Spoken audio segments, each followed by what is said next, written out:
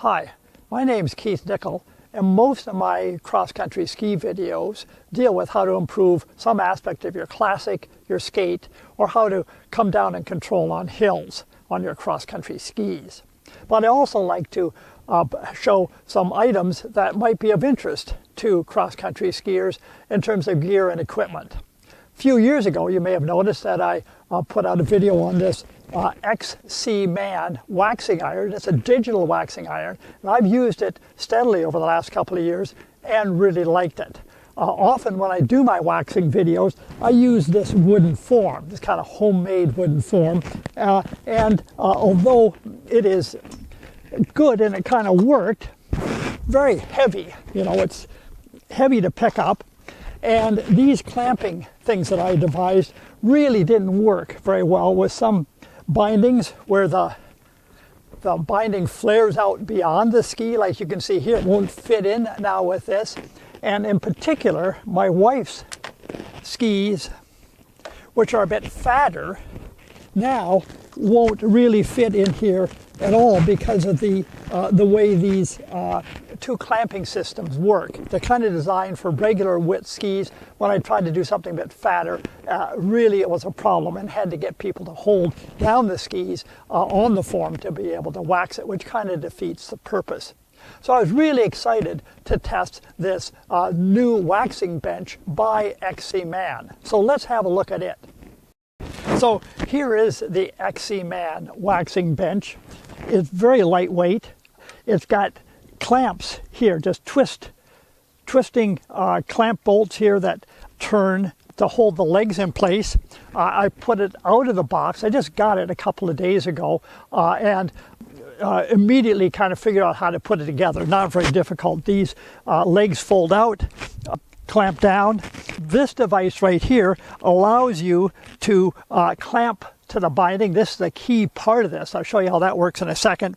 And then these support features right here, because of the clamping system here, we can unclamp it and move them closer together or wider apart to match a whole series of different lengths of ski.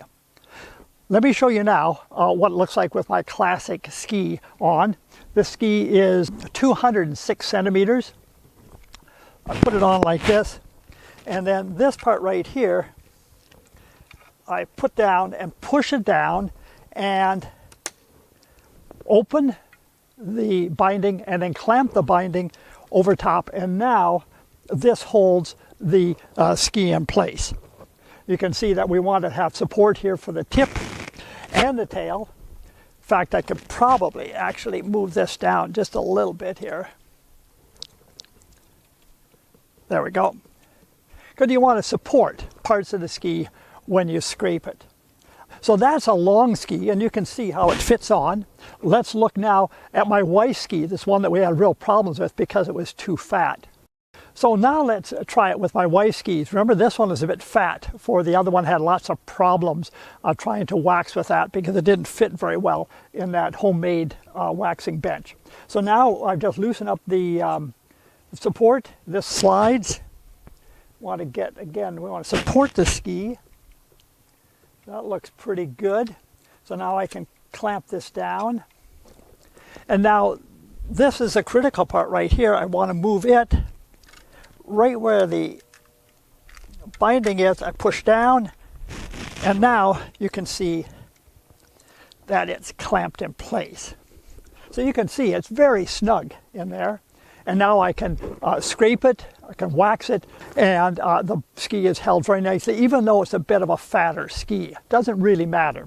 Now, when I want to take the ski off, put on another ski, I just release the binding, pop it off, and now I'm ready to put in another one.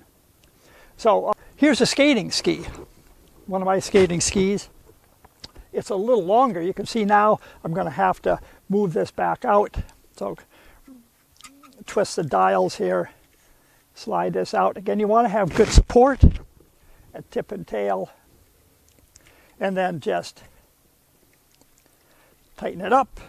Now this will probably have to be moved a bit, so you're going to have to loosen that up, slide it into position, open up the binding, close it up, and again nice and snug, and now I'm ready to scrape this ski and get it ready for the ski season.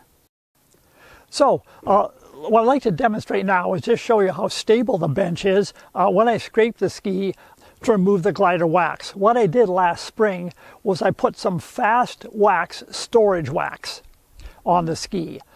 This protects the ski over the summertime, but now I want to remove all of that storage wax to put on the wax of the day when our trails open in a few days.